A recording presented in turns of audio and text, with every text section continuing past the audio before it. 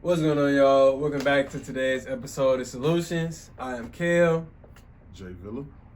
and today we're going to be discussing what our dream cars are and how we're actually set to acquire them within the next 5 years. So with that said, make sure y'all like, comment y'all favorite car down below as well, and who knows, if y'all got something decent, we may create the... You ever seen Cars and Coffee? Have not. Bro, we'll create a car meetup, long story short. So make sure y'all like, comment, and subscribe, and enjoy the video.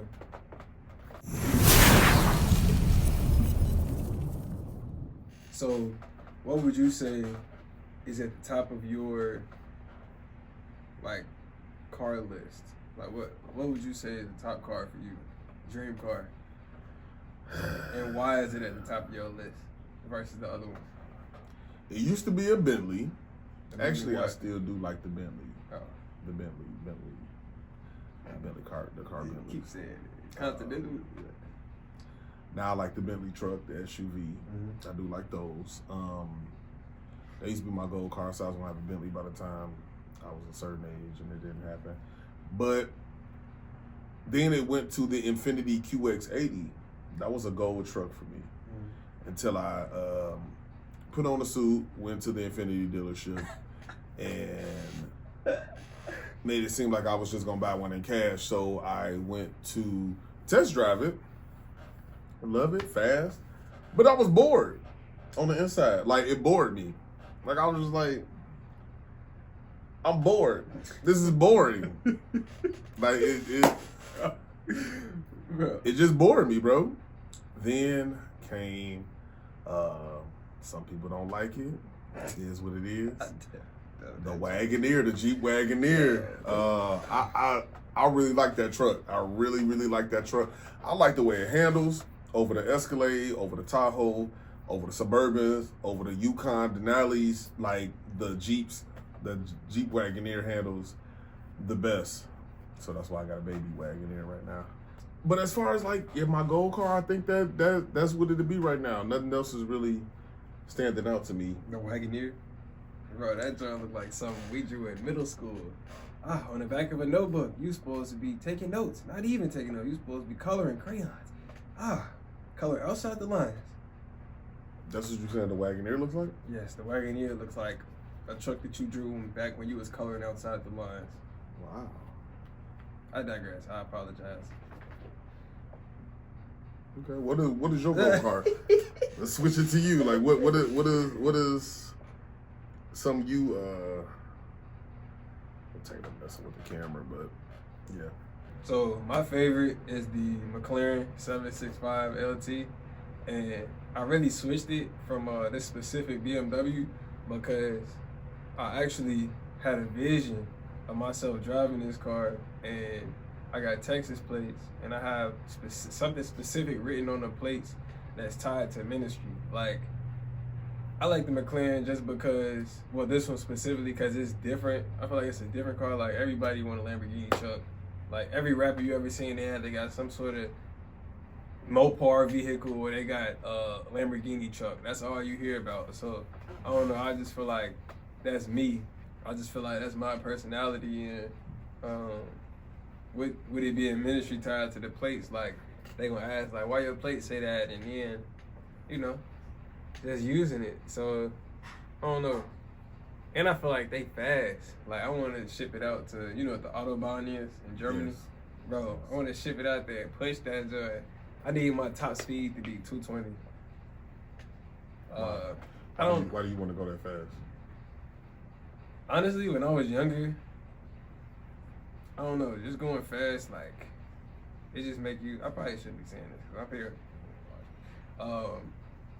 Bro, I did probably like 117 in my Honda.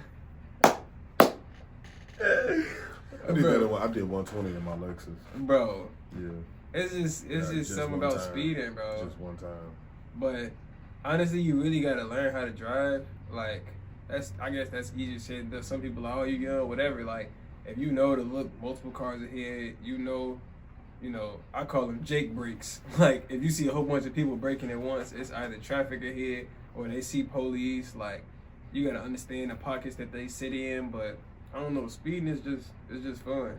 it's like it make you feel alive. Back in that point in my life, everything I was doing was tied to basketball, so that was one of the times where I felt alive, other than when I was on the court. So that's what it was for me. So I also feel like with me having specific plays, it's like an attention grabber. So they ask, like I said, why your place say that, and then that's a way to, like, the words say be a fisher of man and woman. So like planting seeds, you know what I'm saying? Showing people like you could do it too. Being a young black man with locks in a McLaren, first of all, it's not a Hellcat or a Lamborghini truck, which you see basically every black celebrity, rappers, maybe not athletes, they may have Benz or whatever, but seeing them in a spaceship. You know what I'm saying? They see it as the little kid, they see it as a spaceship. So I'm speaking, you know what I'm saying? I'm pouring into them spiritually, which is what we need. So it's like, that's it. All right. So that's why I picked that. And that joint is beautiful. I ain't gonna lie. And I think they limited. I think they only made so many of them. So it's something that it either would appreciate or wouldn't depreciate that bad. You know what I'm saying? And even if it does, you ain't gonna see too many of them because they probably ain't gonna keep producing them with the emissions regulations. Bro, I probably got probably 30 cars I gotta get, bro. 30. Yeah, I'm gonna have to get a warehouse. Probably 30. That's a lot of cars. I mean, for one person. I mean, it's gonna be over the me, years. my wife, and our kids. You know what I'm saying? Okay. The kids got one car each. My wife, she probably gonna have at least 2. I need at least 15. Okay. You know what I'm saying? I'm sorry, bro. Whatever you do, whatever works best for you. Bro, honestly, I feel like it's just a growth mentality. Like, I seen her name is Cody Sanchez. She set up and buy businesses. Her investment company is called Contrarian Thinking. It's actually a portfolio. I don't know if that's her investment business, but I know that that's what her brand is called. Bro, she literally made a post on how she achieved financial freedom in her life to go out and buy the types of vehicles that we're talking about in the quantities that I'm talking about. And you see people in the content in the comments like, this is real life. I'm like, is the woman whose video you watching right now not a real person? You know what I'm saying? Are the asset classes that she talking about not real? Like the strategies, do they not make sense? Like, what are we talking about? Yeah. Like, I feel like it's a mentality because there's people out there that had that many cars. It's, like you say, I'm driving my cars. I ain't gonna lie. Like most of unless it's like a pure investment, I'm driving that car. Literally. Like, bro, it's not finna sit up unless it's like appreciating and you gonna sell it at some point in time. Like, no, bro, I'm driving it. Old schools, all of that. Cause I need something with hydraulics. Like, bro, my dad had a car with hydraulics. He was like, in high school, he had a box Chevy with hydraulics, That's bro. crazy. It sound. He went to Hyde Park. He was like, he at the stoplight. The driver's side was lifted up, so he at the light like this, looking at the people next. Bro, like, more life, bro. You know what I'm saying? So, as far as what I'm gonna do to bring that into fruition, because we said, this was not a clickbait video. I really go, you know what I'm saying, get out some game on what I'm working on personally, because I do a lot of conceptual videos. But even him, he didn't even know I was going into the trade, like, until today. You know somebody, right? He ain't know it until today, bro. I don't know nothing. I really don't know who this guy is. I'm just hear song, get fine. As long as we go into the range, you know exactly who I am. Oh, also, carry to protect your family and yourself. Don't be out here being a YN. Hashtag leave ski masks in 2024. Bro, Please, in Jesus' name. Bro, be presentable. Please. That's what's gonna make you being a businessman real life, quote unquote. Like, our business is not. I digress. But yeah, going into the trades. Also, like I said in the previous video, like having an assets over liabilities mentality. So first, bro, stop renting, bro. Like, I was just talking to one of my boys earlier today, and him and his roommate going through it, cause they rent is going up. But not only is it going up, it's like almost a breach of agreement going up. Like him and his roommate was supposed to pay $750. Now they each paying $1,200 a month. And I'm like, man, y'all might as well buy a building together.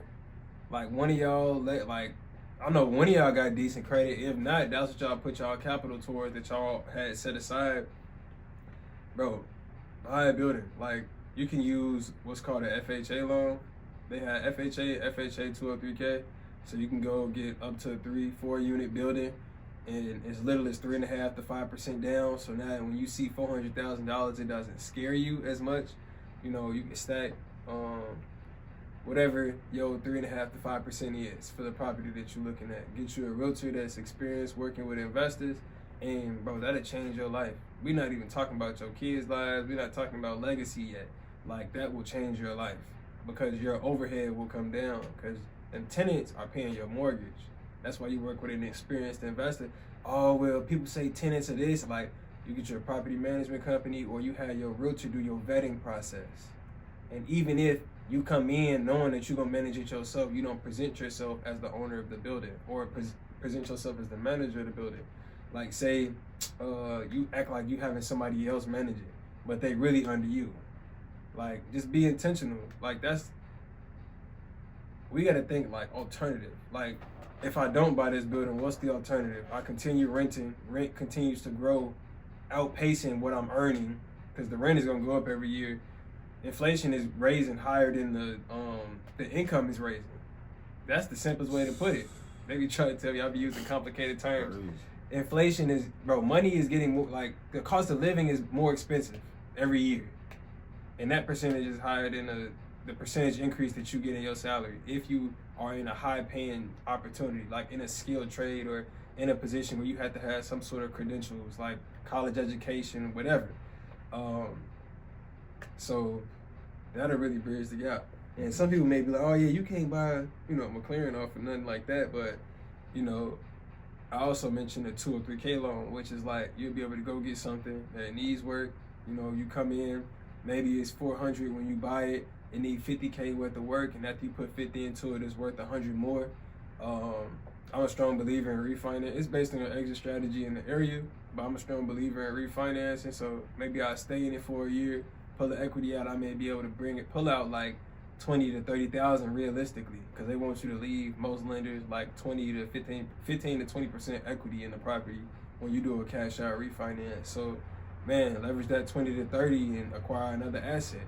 I said a year down the line. In a year, I may have stacked like 10 to 15. So that's what did I say, like 30? That's $45,000 that you could leverage to acquire an existing asset. Mm-hmm. So now them strategies that Cody Sanchez was talking about that didn't seem like real life is real talk. And on top of that, I didn't say nothing about having a roommate. Don't let it be your wife that y'all, building together. Like, now that could be 70. If she doing the same thing, like before y'all get married, y'all both buy buildings, 3-4 unit buildings. You know what I'm saying? She living with you anyway. After a year, you can rent that unit out because it's supposed to be a primary residence for a year since it's a primary residence personal loan. Mm-hmm. So I know you mentioned you wanted your dream car by a certain age. So do you feel like there's something that you could have done differently or would have done differently had you had the knowledge, had you had the somebody pushing you, supporting you? Like, is it like a asset class that you wish you would have went into? Like, what do you think? Because this is gonna help somebody that's in the shoes that you were in back then. You know what I'm saying? Yeah. I wish I had more of a drive back when I was your age. And I took things more serious, if that makes sense. That way I would have been in a position to have what I wanted by the time I was at, the age I wanted my Bentley. So that I still ain't got. You know what I'm saying? For as far as people supporting me or anything like that,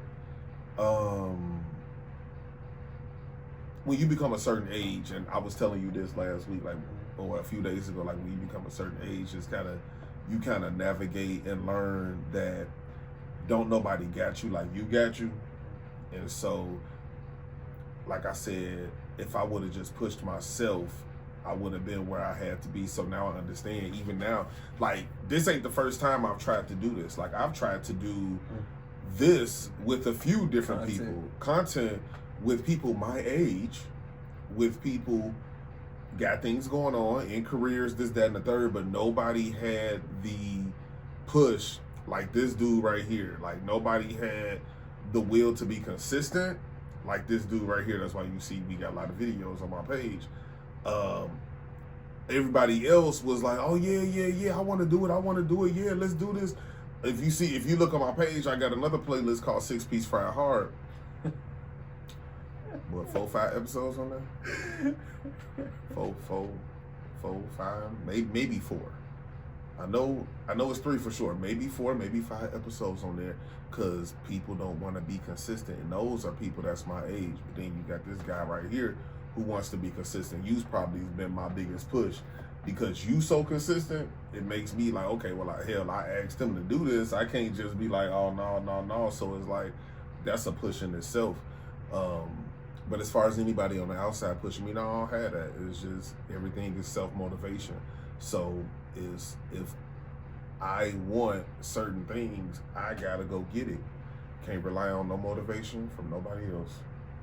Just praying to keep myself motivated, to keep myself, because it's so easy to say fuck it and just get, or F it. I'm sorry, I don't know if any kids watching.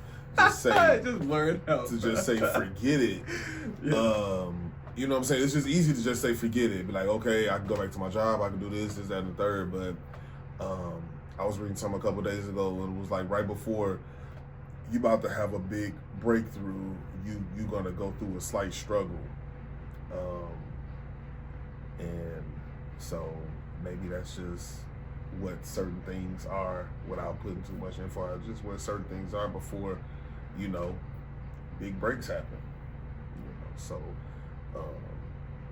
I'm self-motivated. I told you going into 2025 what it was gonna be. I'm just self-motivated. Just gotta do it myself. Just gotta get it done. So enough me yapping about that. No, that's cool. That's what we here for. Yeah. Like, what I hear is the word says iron sharpens iron. Yeah. So I feel like a lot of people, and I'm gonna speak directly to our people. I'm talking about black people. This dates back even to slavery. Like, a lot of people, you got either the hardcore believers that's, I could say, Bible thumpers, you know what I'm saying? And then you got the people that's kind of chastising. Like, I have a close relative that has a unique relationship with God. Like, he don't go to church. I don't know if he got a Bible, but I can see God. I can see God in him. I can see his spirit. I can tell he has a light spirit, and I can see it. But him being basically in the streets his whole life, going through the system, being incarcerated, coming, like, you see innocent people die every day. Or you would see somebody trying to do the right thing and get killed trying to do the right thing by somebody else, but you see somebody that used to do something that you know is bad, or by the word of sin, and now they multi-millionaires. Like, that's a realistic outlook on life.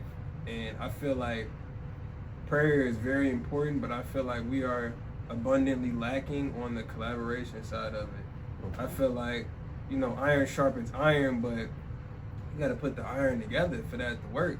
And you can't just put them together any type of way. It has to be structured. Yeah. It has to be, what are we doing collaboratively?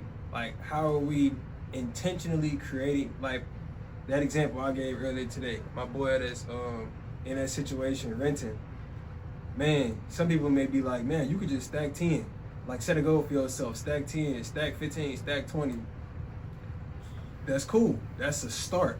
Mm-hmm. But even before you start that journey, you have to start the plan, like, what are we going to do with this? Because if you and 9 other people stack 10, that's $100,000. You even having a thought process like, hey, okay, my 10 may not be that much, but me and X amount of other people, not only does it diversify the risk, but it allows you to tap into other people's skill sets. It helps your success rate, because now you have other people that see problems differently than you do, can curate solutions differently than you do, have different skill sets than you. So they'll come up with a solution that you didn't even know you had. access to. You know what I'm saying? It could be through their skill set or a relationship that they had. A family member that they know that specializes in this business that could be a mentor to you. But we have to have conversations. The dinner table conversations have to be different. We got to eat at the dinner table. We got to be a family. You know what I'm saying? Like, basically everything come back to the family. So it's like, bro, literally, you get in your dream car, all of that comes back to the family. Like, everything comes back to the household. Like, what are we doing? You know what I'm saying? You stack your 10. Let's do 2 scenarios. You stack your 10, you blow it. Say you got a shorty, she want her hair and nails done because she see everybody on social media got their hair and nails done. She want these shoes, she want these slides, blah, blah, blah. Even if you don't got a shorty, once you stack your 10, if you don't have an asset class to put it into, you're going to blow it. If you don't have nobody you collaborating with, you're gonna see that 10 as nothing. You're gonna put it in something like just doing anything, opposed to going and getting, what did he say it was called? In the word, like wise counsel. Mm-hmm. Bro, wise counsel. Find a mentor. Find somebody that's in an industry that you want to go into and build your relationship. I know a few people, they want to go into dental practice, like want to go to dental school. I'm like, man, instead of y'all working here, you can go be an administrative assistant for a dental office. So now you build a relationship with them. You put on your application that you in dental school already. That's gonna make you stand out amongst the rest of the amongst the rest of the applications. And on top of that, coming out of dental school, you know which practice you know which office you're gonna go into. Even if you don't want to work with them, you know it's another one that you do like. You know it's people that you have connected with over this time, opposed to you just focusing on that one goal and not having anything after that. Like, we have to think long term. So that 10, look, you got it, you blew it. That was scenario number 1. Scenario number 2 is, you know you're gonna stack 10. You've been collaborating over this time period, whether that be like, let's say 8 to 18 months. I don't know how long it'll take y'all to stack 10 based on your living situation. Man, you and your people, y'all just communicating on the asset class that y'all are going into. How y'all gonna execute, when y'all gonna execute, how y'all gonna hold one another accountable, how y'all can scale the income that y'all are putting away during this time. Like, it may be a savings account, which is something simple. It may be a traditional savings account. It may be like, hey, we're gonna open a Fidelity account, like get an index fund, somewhere we know it's gonna make a CD. If you know you're not gonna touch this money for X amount of time, buy CDs. Like, literally, bro, like, be growth minded. That's where we fall short. That's the difference. Like, we like, oh, this ain't real. Our mansion's real, our skyscraper's real, our high rise is real, our business is real, our McLaren's real. You know what I'm saying? Our Wagoneer's real. Think about it. Everything that you want is a business. A businessman created that business. That's the difference. It's a mentality. Bro, in the finance space, they call an investor that don't have no money a tire kicker. But realtors only get paid when they help somebody else sell their asset. Financial controllers only get paid when they bring in somebody else's capital and charge them fees to manage their capital to buy other people's assets. They leverage their skill sets, but they gonna tell you a tire kicker because you don't have no money. They don't have no money either. They just got a skill set and they understand that they can mentally control you. So my thing is, prayer is huge. Make sure your prayers are structured and make sure that you are doing everything in your power to make it happen. And then you let the rest be God. God say, let only the missing pieces be the missing pieces. Bro. Don't phone them, bro. Like, bro, you need somebody from an early age. Don't let nobody discourage you from what you're doing. Like, me and him both athletes. Back then, like he said, we was coasting. Either straight focused on sports. Bro, if you're in high school, if you're in college, that's the time for you to sell clothes. That's the time for you to be a barber, do hair, sell nails, sell eyelashes. Because your clientele is around you, especially with social media. That's free marketing. You go, like, I went to an HBCU. You see all the pretty females that got a following on social media. Instead of you being a simp, that's what a real simp is. You just following females because they look good, they got followers, whatever. Cooking with Kaya, bro. Like, bro, like, you go up to them females, instead of you trying to talk to them like every other dude, you like, look, you should be a brand ambassador. You know what I'm saying? You should be a model for my brand. You should test my food. And all I want you to do is make a video and I tag your account. Now, their algorithm is your algorithm. That's a cheat code. On top of you already being where it's an abundance of your ideal customer avatar. Google, that y'all know, was built based on the customer. They didn't think like, oh man, I gotta create this business. They were like, who is our ideal customer avatar? Who is the client that we want to serve? Who gonna pay the most? Who gonna come show up and give us constructive criticism that's gonna allow us to build this multi-trillion-dollar company that they are today? The customer. Focus on serving the customer. That's why we're here, bro. We're gonna go over real strategies. Like, I'm gonna see, bro, we talking about marketing company. You know what I'm saying? Literally, bro, we're talking, like, he didn't even know what I was doing. Like, just execute. He literally didn't know what I was doing because I just forgot to say something, honestly. You just know who fooled with you. I do mess with him, but in my eyes, you focus on executing. Of course, yeah. And then when it's time, when you gonna speak to somebody about something, you have to have a strategic reason for speaking about it. Like earlier, you know what I'm saying? I'm like, did it? Cause why? Like in my eyes, every conversation I'm going into at this point in my life is, why are we talking about this? What's the goal of this conversation? If you're talking about somebody else, dismiss it. Because if we talking about somebody else and we're going to come to them like, look, this is what we think.